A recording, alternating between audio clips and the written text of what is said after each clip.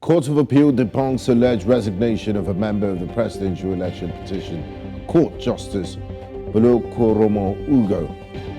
House of Representatives asked National Electricity Regulatory Commission not to approve proposed increase in electricity tariffs. And court orders the Department of State Services to grant Nnamdi Kanu, leader of IPOB, access to doctor of choice.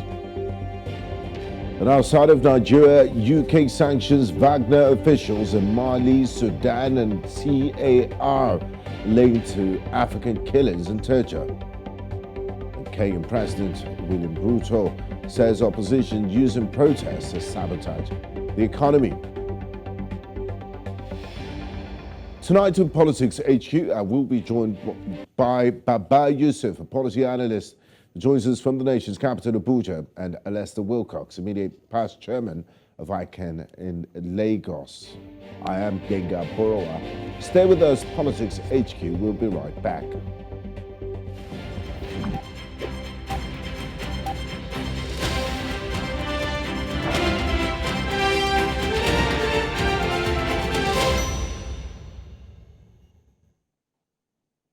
These are not the best of times for ordinary Nigerians as the cost of living crisis deepens following stringent government decisions. Nigerians have in the last 1 month seen policy changes that have triggered different increases in the price of commodities. The removal of fuel subsidy has forced the increase in the price of petroleum, the major source of fuel in the country and one of the biggest determinants of prices in the market.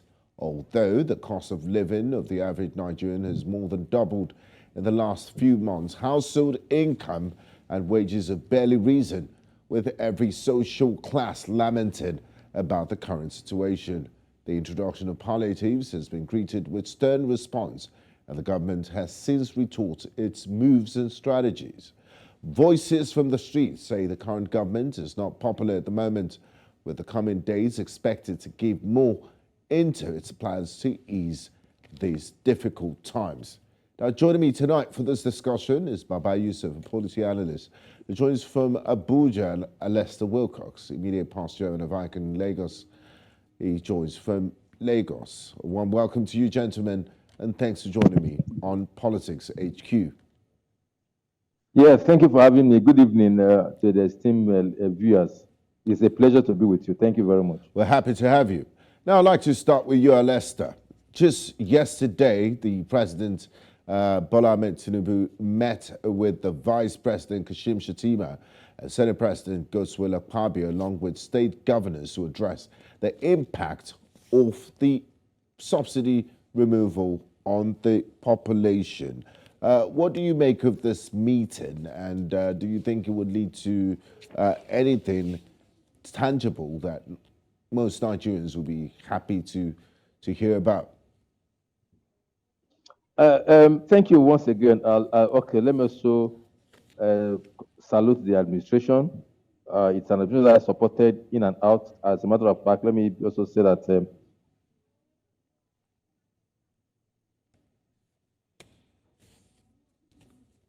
hello, Lester, are you there? Okay, go ahead, please. Hello, Lester Wilcox, are you there? I can hear you, just that maybe you're not hearing. I can hear you. Okay, go ahead, please.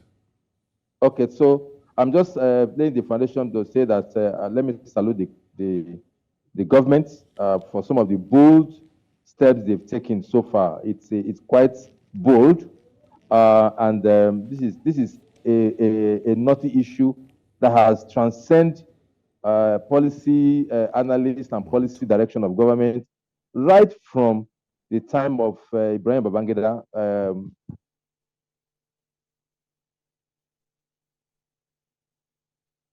becoming a recurrent decimal every day. And then coupled with the fact that Nigerians do not get the right figure as to how much is involved in subsidy.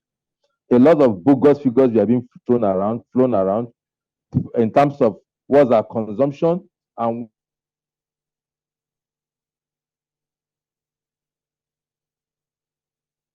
those confusions were there. So this government has to take a bold step.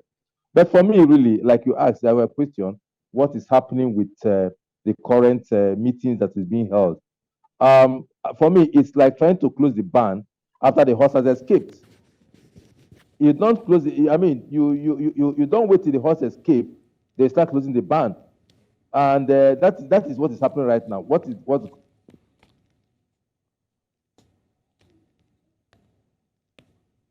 Thank you very much. Okay, thank you, Lester. I'd like to bring in our second guest, Baba Yusuf, into the discussion.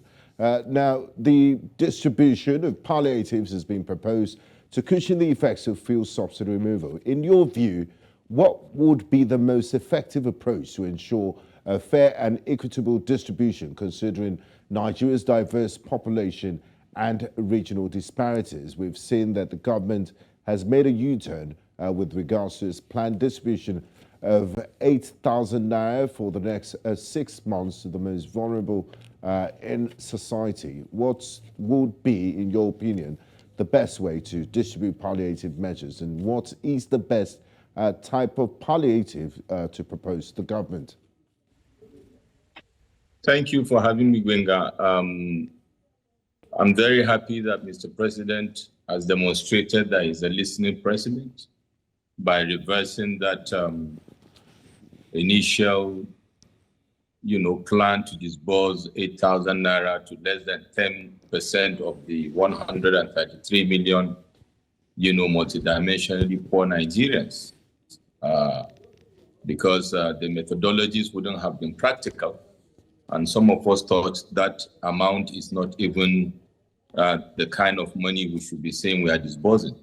That being said, we believe that other social interventions in the short term for the quick wins, should be the way to go. First of all, to classify this disbursement.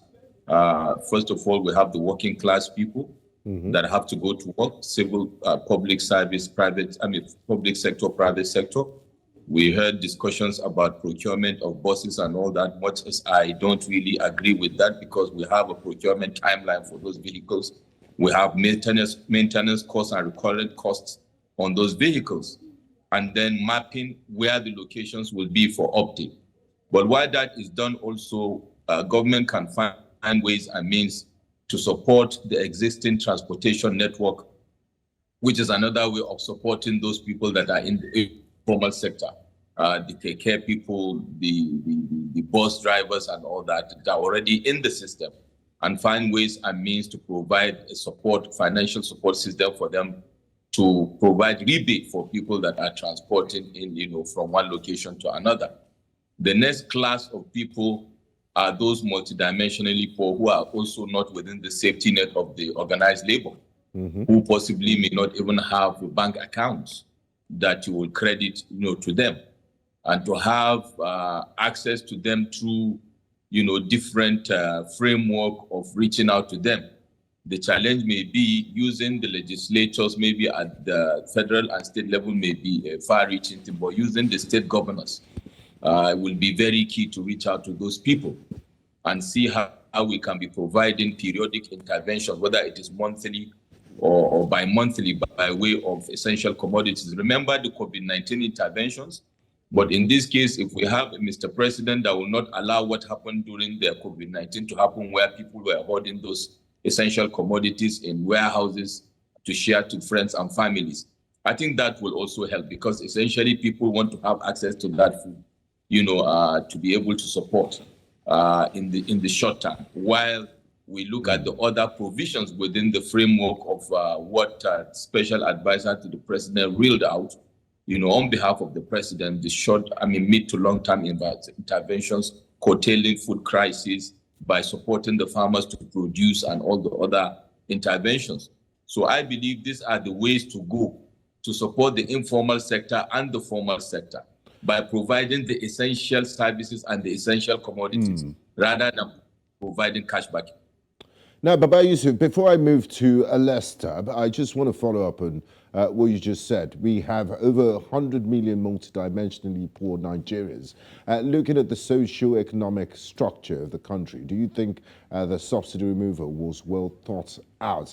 Because you've reeled out very brilliant initiatives that the government could apply to cushion the effect and, use as a palliative to the most affected Nigerians. But this is coming after the removal of subsidy. Do you think the government put the cart before the horse and they should have created, all these conditions, mapped out their strategy to address the situation before the it's not surprising. Most of the major candidates said they were going to remove the subsidy, but they weren't expecting it at the time it came. So, given the luxury of hindsight, do you think the government put the cart before the horse? I'm one of those that actually thought it's the right move because I call it constructive disruption. Benga, when you have entrenched vested interests with this over 40 years entrenched, pipeline to siphon our common wealth, it is going to, you have to take what I call the strategy of constructive disruption, which is what President Bola Ahmed Tinubu did, to surprise them, pull the carpet off their feet, and then move forward from there. Now, the next critical question you asked is, the hows and the whens of the methodologies of providing the interventions to ensure there's minimal, impact of this life-changing, policy to the populace. And like I said in other fora, probably moving forward, what should be taken on board, I urge Mr. President to look at the communication strategy, with regards to how we are taking on board Nigerians who have, surprisingly supported Mr. President, especially the masses, to say, yes, it's a way to go, having communicated effectively why he wanted to remove the subsidy. Now, as a support for these people that support the subsidy, there should be clear strategy, communication strategy to step-by-step tell the nation how we intend to exit this with minimal impact. But I expect a kind of crisis center strategy.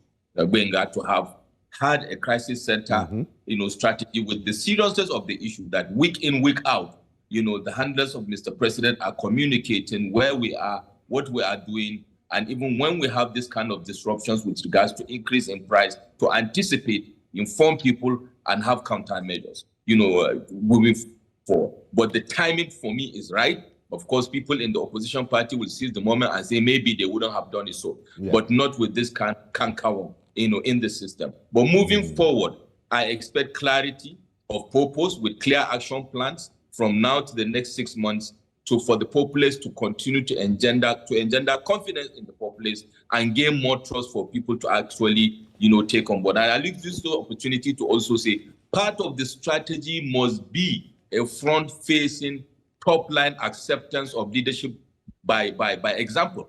Example, the executive and the legislature to take, a take cut or to cut down their cost of governance, and for us to see it doing it at the top, so that the multidimensional poor and even the middle class will continue to buy into this. Let it not look as if this is coming, but at the front of the populace. And also say, the sacrifice is worth it, because those at the top are also making some adjustments to their belts. Now, I'd like to bring in Leicester into the conversation. Now, Leicester, I want to follow up with where Baba Yusuf stopped with regards to communication. So I have two questions for you here.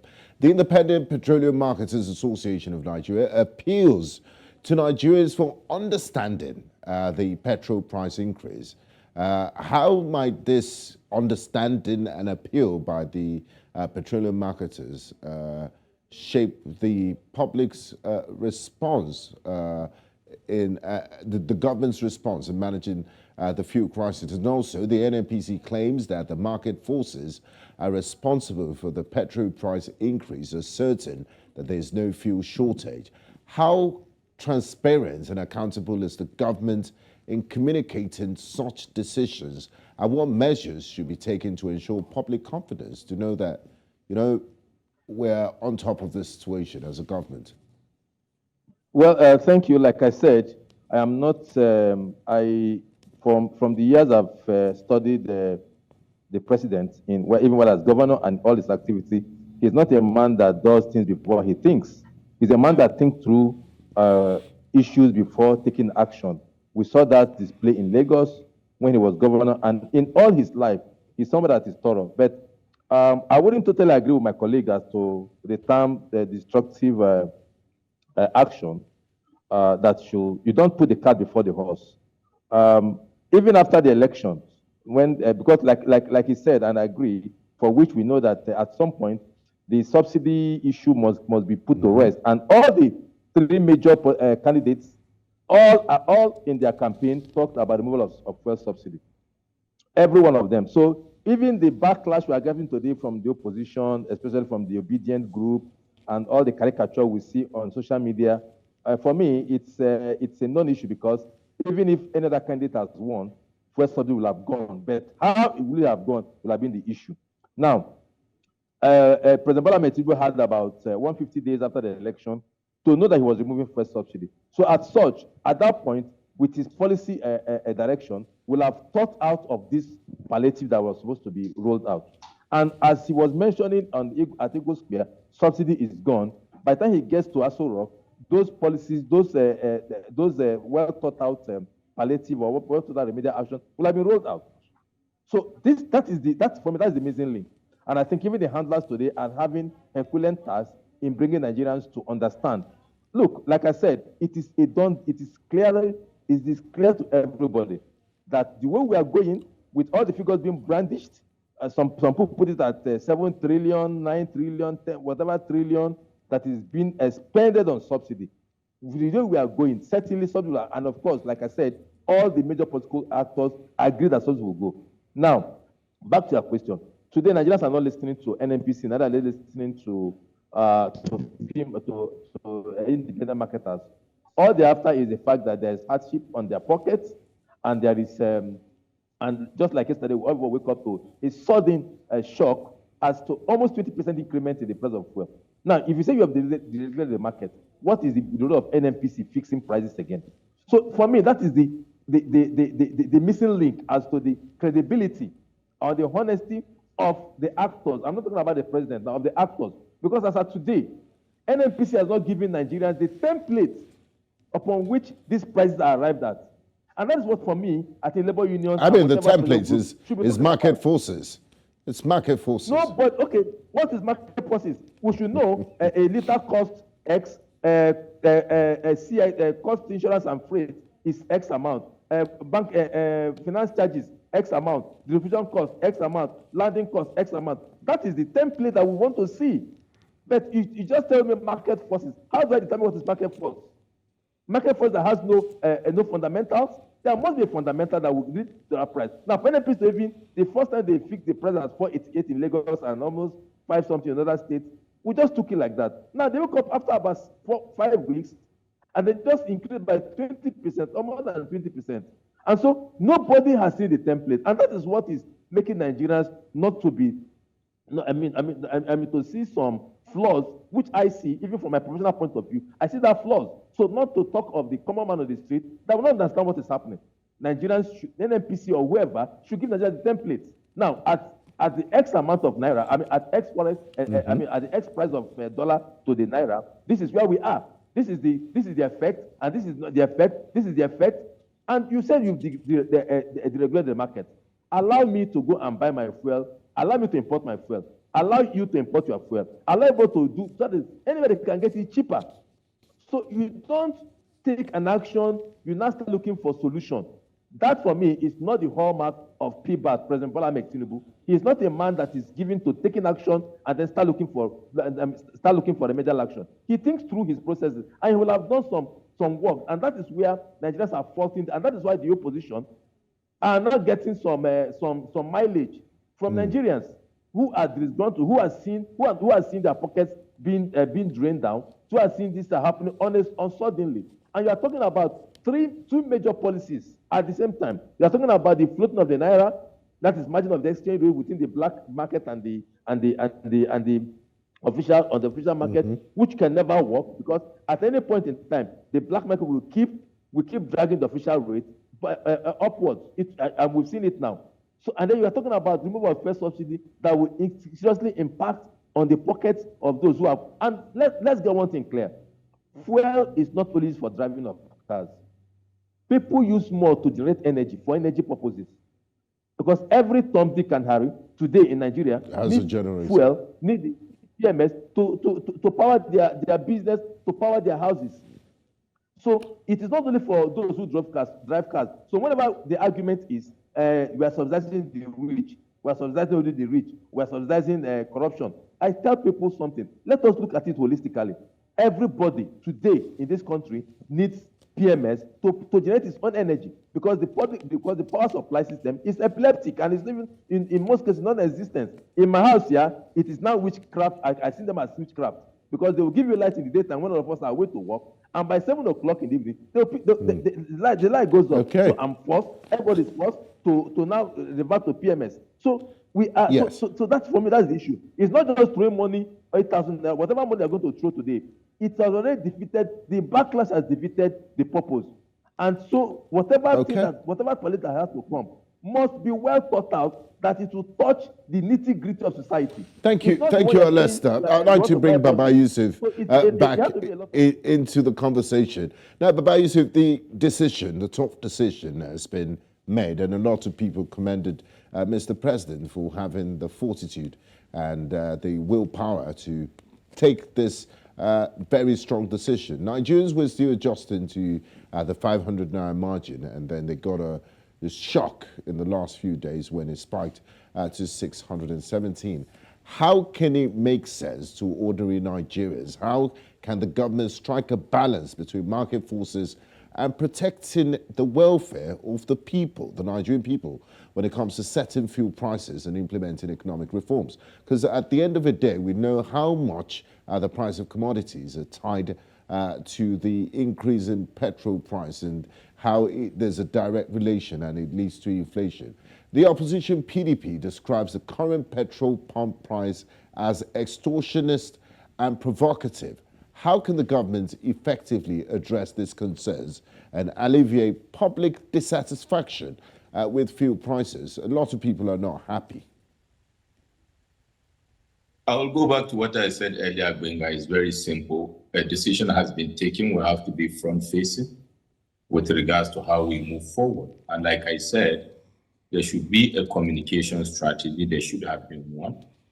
I've mentioned the crisis center strategy, where every week we hear, like I said, they will anticipate such dynamics of the market forces, because, to be honest, the sector has been fully deregulated. So there's a little leverage for government to control prices. That's the honest truth, right? Now, but government can do something. Government can ensure transparency in the pricing in the way and manner that the marketers will not become extortionists. That is now of the regulatory agency to be on top of their game to ensure that they are monitoring the global dynamics with regards to pricing of oil, so that the variables they add will not be too high. That is one way to do it. But importantly for me, Benga, is the social angle of it, the socio-economic impact on Nigerians until these things play out, and the impact on the inflation.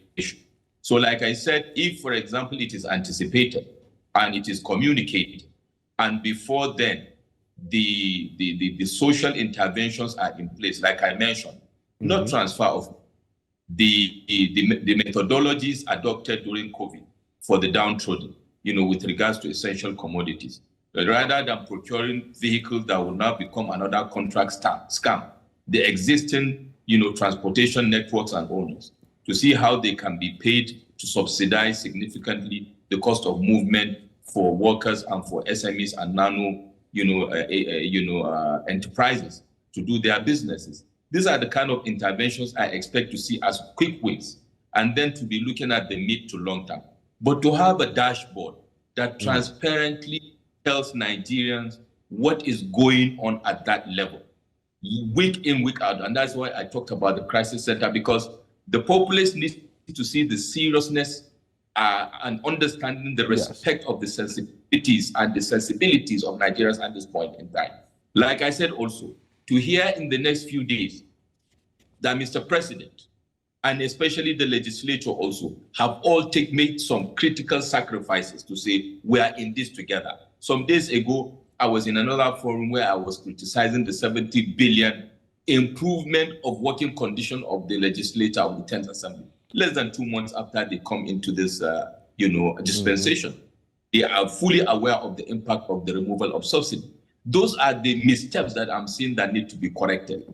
The optics don't look nice at all. Waste those pains moving forward. Now, Baba Yusuf, for ordinary Nigerians saying, okay, we've tightened our belt, we'll make this sacrifice, we have hope. We're very resilient people, and we hope this sacrifice that we're making will turn out for good in the long term. We do understand that we operate in an environment, a low-trust environment. Looking at the market dynamics, what can the market dynamics and being an OPEC, an oil-producing country, is there anything that the government can do in its own powers to, bring down the price of petrol PMS at the pump station without bringing the subsidy regime back? What needs to be done to at least reduce the negative impact of this fuel price, or is there any hope that it might come back, it might come down? Benga, the only truth is that you cannot mask truth. You can only, metaphorically speaking, put a lipstick on a pig to make it look good.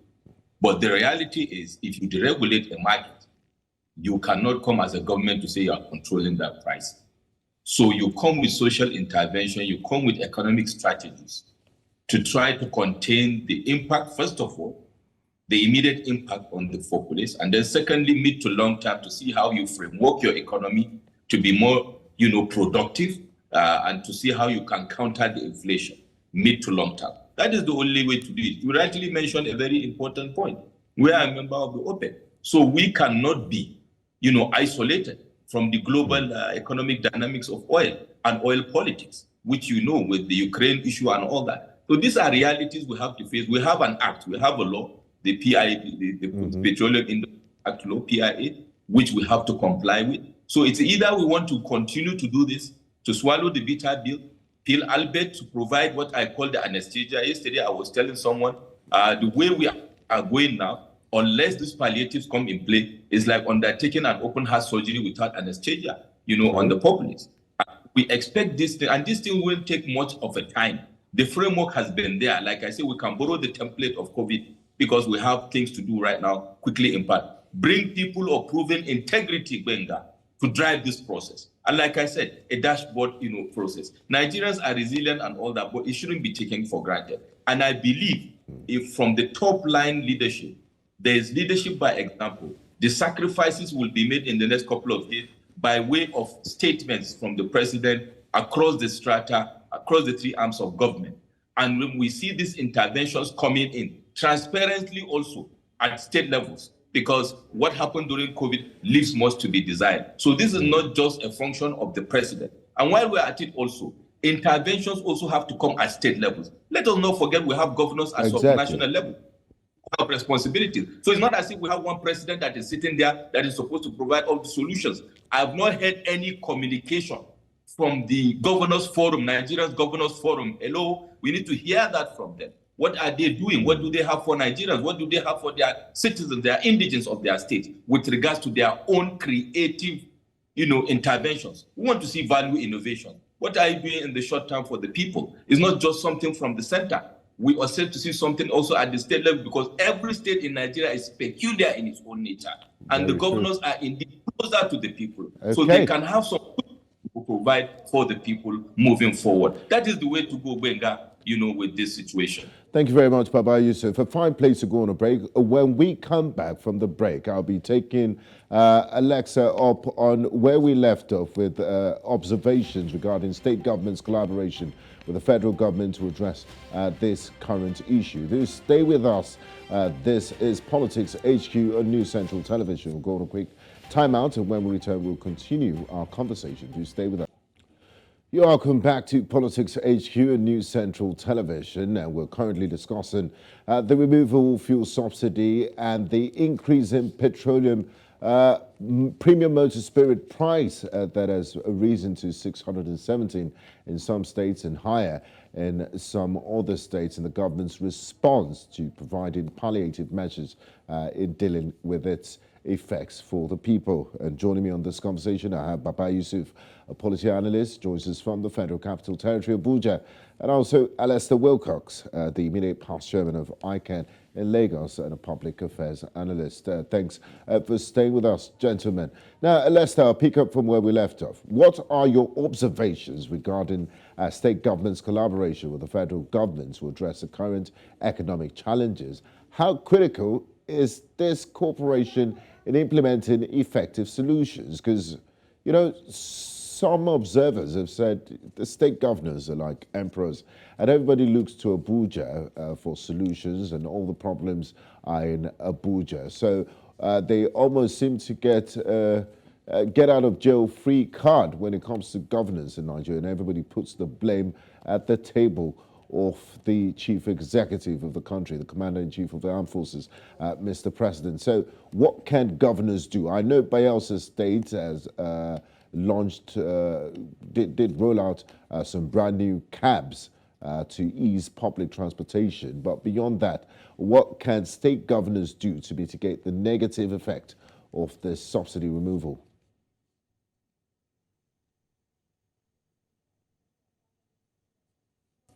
Alistair, can you kindly unmute your device, please? Thank you. Yes, sorry about that. Thank you very much. I've always been an advocate of sharing responsibility between equally, as the Constitution has made it clear, responsibility for both federal, state, and local government. Unfortunately, the media, aided by some of us public analysts, and we have poisoned the minds of the people, and we have given the governors a wild card to get out of jail fast. And in terms of governance, just like you said, governors no longer see themselves as having responsibilities, because there is a senior brother, there's a big brother called the federal government, who takes over all the blames. So if you don't have Gary in your cupboard, you blame the president. If you don't have soup, if you don't have pepper in your soup, you blame the president. And that is the way we have made them effort to believe, and everybody believes so. And that gives the governors a getaway car with all their atrocities that they commit against the people, and nobody calls them to account.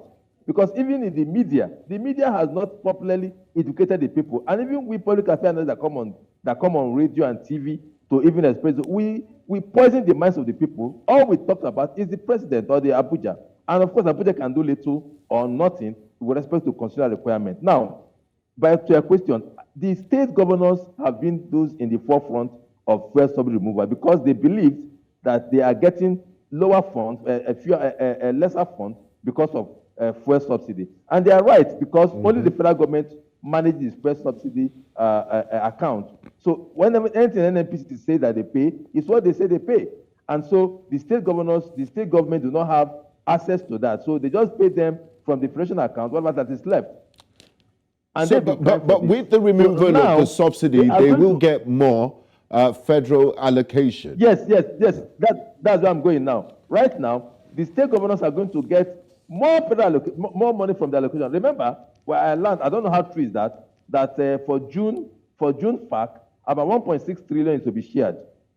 Now, if that is true, remember before now, we've never gone beyond 700 billion. So if you are going from 700 billion to about 1.6 trillion to be shared, in fact, that means the state governors will get almost double whatever thing they were getting before. Ditto local government. So there's a lot of money now available to state government. That state government should not take up this issue of palliative should not even be federal government. Federal government should have minimal impact in terms of policy administration, maybe in terms of taxation policies. Because for now, something that can be done, like I remember in the UK, the price of fuel fell by 22%, as I yesterday analysis. The price of PMS fell by 22%, because the government came up with some tax rebate, some reduction in certain taxes within the industry. So that is also what the federal government can do. They could reduce the custom duty payable. They could reduce other taxes that are payable. They could help in part of absorbing part of the finance cost or some of the costs that's what I'm saying. Let us see the templates and let's know what the federal government can take up. For instance, things like MPA charges, things like NIMASA charges, those things with respect to fuel can be waived. They can be waived. They are not because the cost is the cost is passed over to the consumers. Yeah. Yes, so those ones can be waived. Custom duty can be reduced. If custom duty is normally 10%, you can charge 5%. If the master fee is 1%, you can charge 0.05%. So that is also part of palliative. When we're talking about palliative, it's everything encompassing. Then, with respect to buying of buses, in respect to organizing the roads, the transport infrastructure, that should be left to the states because natural road transport workers and all that, they are all domiciled in the states. And the state government should take more interest in the cost of transportation. For instance, a state like Lagos, you don't leave everything to the whims and caprices of the operators and say we're in a free market. Because we have arbitrariness. Just a quick example. Just last week, a trip from Ikeja to my area, I stay in Yaba area, a trip from Ikeja was 500 naira.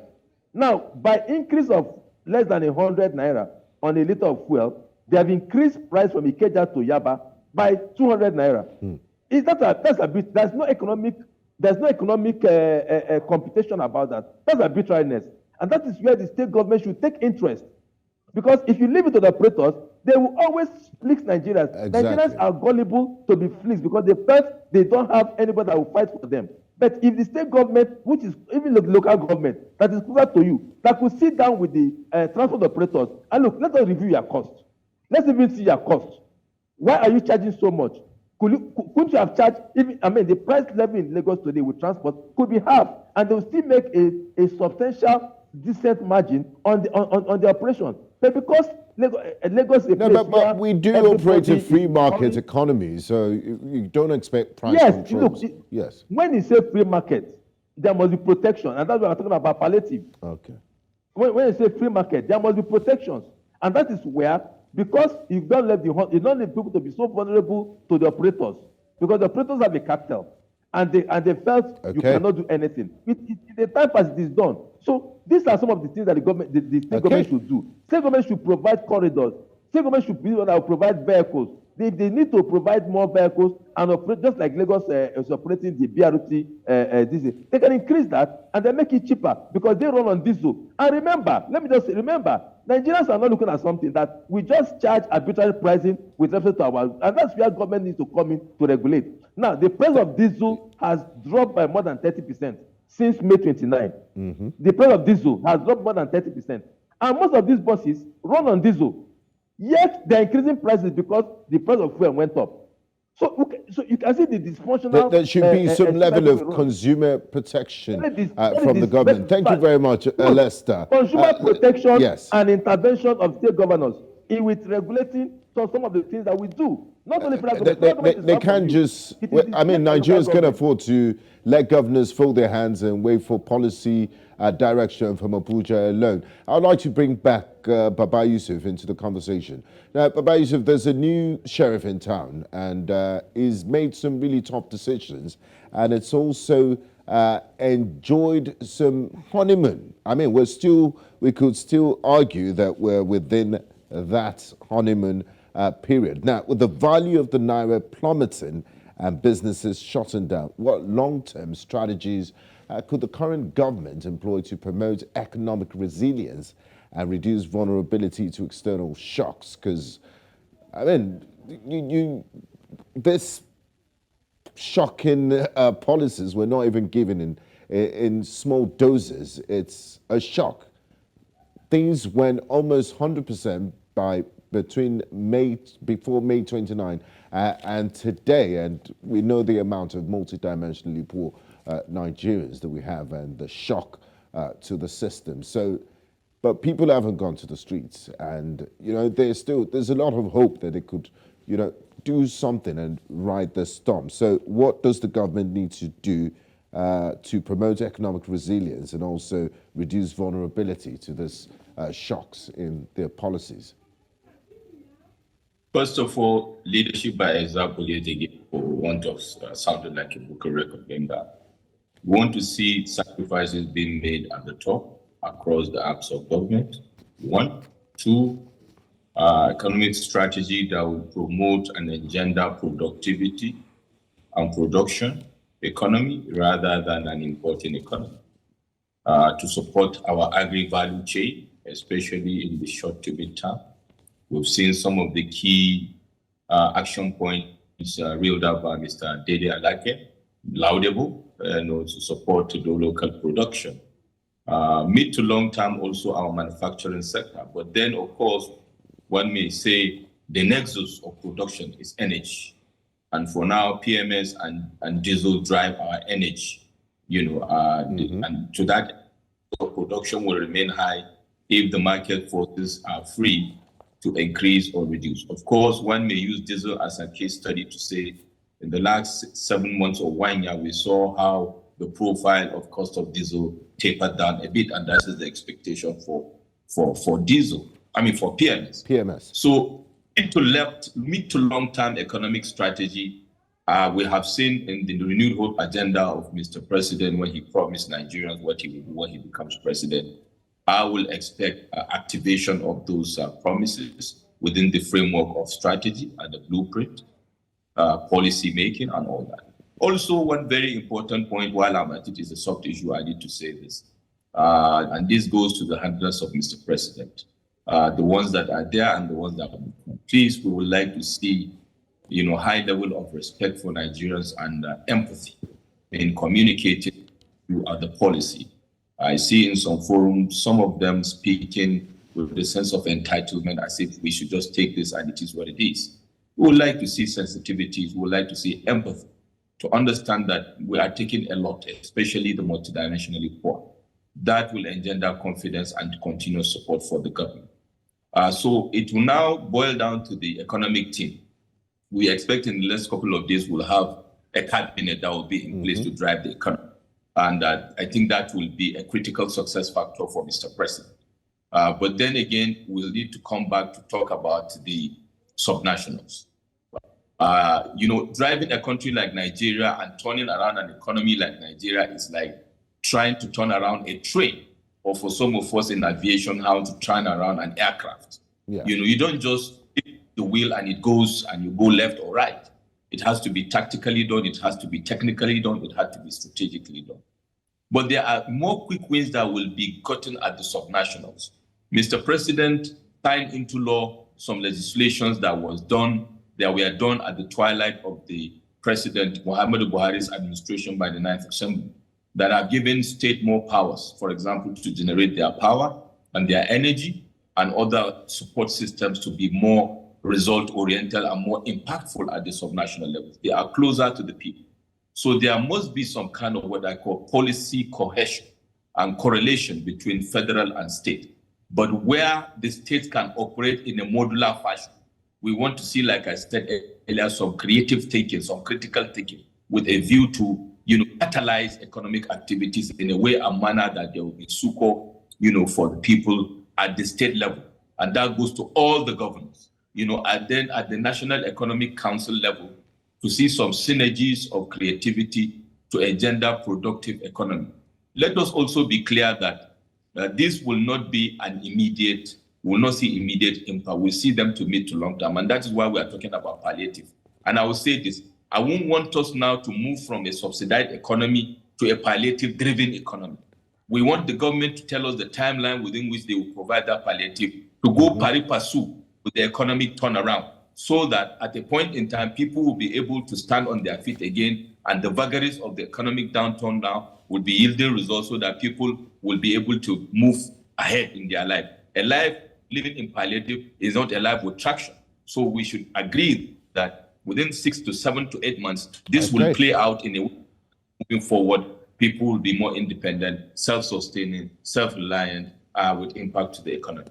Thank you very much, Baba Yusuf. Now, Lester, as we begin to wrap up, opposition parties play a critical role in holding the ruling party accountable. How do you see the opposition's response in shaping public discourse and influencing policy decisions during this current situation we find ourselves? And in your expert opinion, what are the key indicators that would determine the success or failure of the government's measure to address the current economic challenges, and how can progress be effectively monitored and evaluated? Because Baba Yusuf did talk about having a sort of timeline to all of this.